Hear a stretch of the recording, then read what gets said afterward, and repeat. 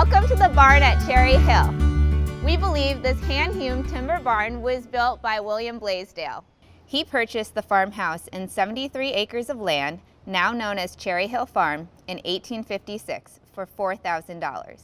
Originally from Massachusetts, it's possible Mr. Blaisdell saw an ad in the newspaper for Northern Virginia property, highlighting its milder climate and longer growing season. This type of post and beam barn is often called an English barn, or a three-bay barn, commonly found in New England.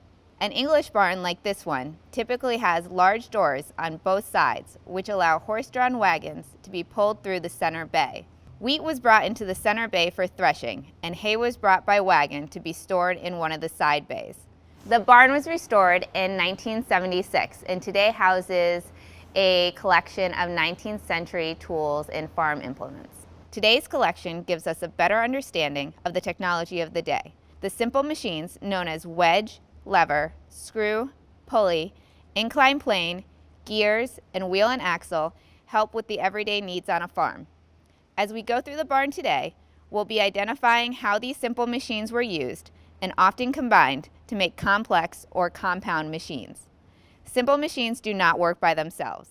They need a power source. Back in the 19th century, the power source would have been animals, most likely horses, or humans. As we walk into the barn, we stand on a ramp or incline plane.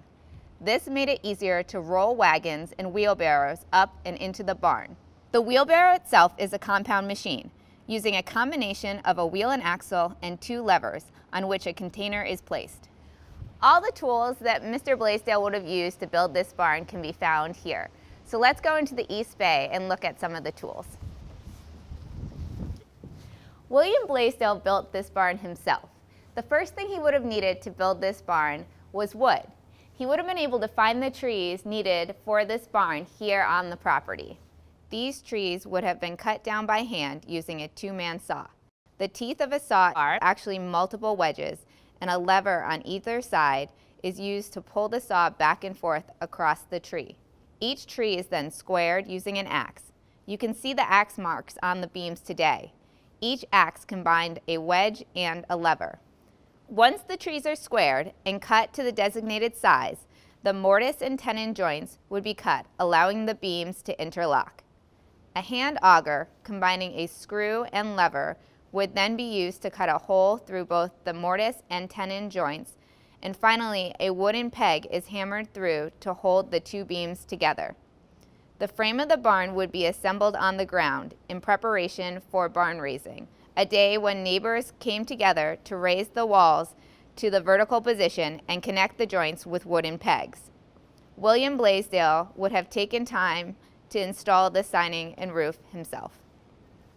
Let's go to the center bay and look at some of our farm equipment. So this is a barn scale. A barn scale works very similar to a scale that you have in your doctor's office.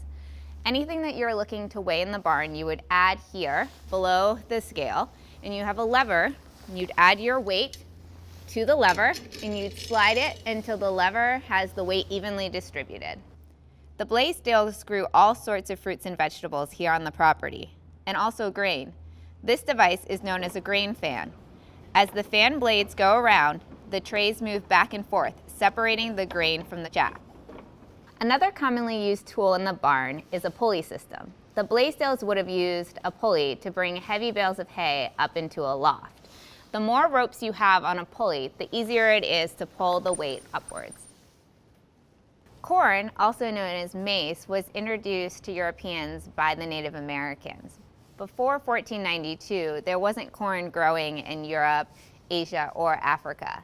The Native Americans took their dried corn and used seashells, to pull off each of the individual kernels. The Europeans found this a little time-consuming, so they invented the corn sheller. The corn sheller is a complex machine using a lever for the handle, wheel and axle and gears to move the corn through, and wedges to knock off the kernels. Now, the Blaisdells used a lot of their corn to feed their chickens, but chickens can't eat full kernels. They have to be broken into smaller pieces.